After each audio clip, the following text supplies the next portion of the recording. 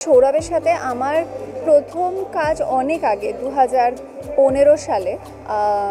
তখনও কথা খুব একটা কথা হতো না। এই ছবির সময় খুব একটা কথা হয়নি, কিন্তু এই ছবির পর থেকে আস্তে আস্তে আমরা বন্ধু হয়ে যাই এবং 2021-এর পর আজ 2025, নাও উই আর ম্যারিড, মানে 1.5 বছর হয়েও গেছে বিয়ের।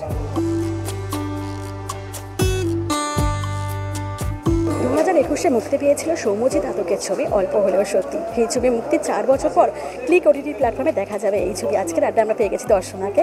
আর্টিস্ট টিভিতে স্বাগত। কেমন আছো? খুব ভালো আছি, তুমি কেমন আছো? ভালো আছি।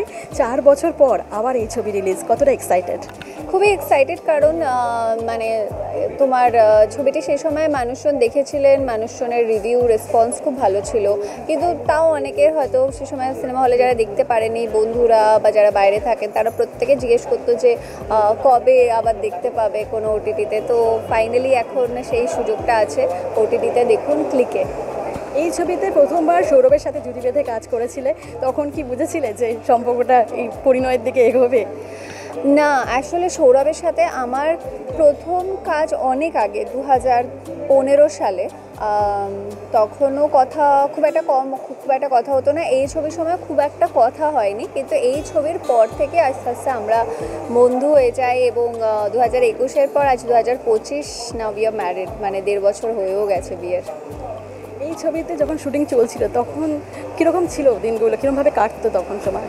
তখন আসলে নিজেদের মতো, মানে আমি আমার মেকআপ রুমে, ওর মেকআপ রুমে, বাট আদৌ ভালো বন্ধু ছিল। তো ও ডেকে ডেকে বলতো যে আয় একসাথে খাই, একসাথে করি। তো অঙ্কিত প্রডিউসার, এরা ভালো বন্ধু ছিল, সুরেশজি। তো সেখানে বিভিন্ন জায়গায় দেখা হতো, তো ওই দেখা হতে হতেই আস্তে আস্তে বন্ধুত্বটা হয়েছে। প্রপোজ কে কাকে করেছিল? আমি আসলে কাউকে প্রপোজ করিনি, এটা জাস্ট অর্গ্যানিক্যালি হয়ে গেছিলো। মানে we became good friends and we on the same page, সেভাবেই জাস্ট হয়ে গেছে। এখন দেবী চৌধুরানী নিয়ে ব্যস্ততা কতটা চলছে? দেবী চৌধুরানী নিয়ে ব্যস্ততাটা আরও শুরু হবে আর আর লাইক 1-2 মাস পর, কারণ পুজোয় আসছে ছবিটি। সবাইকে বলবো যে পুজোয় কিন্তু দেবী চৌধুরানী। আর এই মুহূর্তে নতুন কি কাজ চলছে?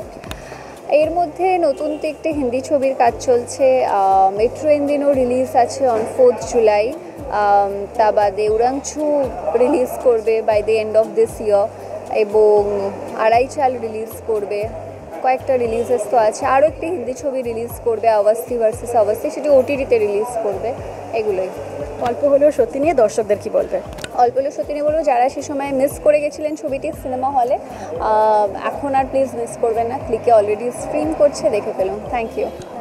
আজকের আড্ডা আমরা এখানেই শেষ করবো। আরও নতুন নতুন আপডেট পেতে আপনারা চোখ রাখুন আর্টিস্ট টিভি এইচডিতে।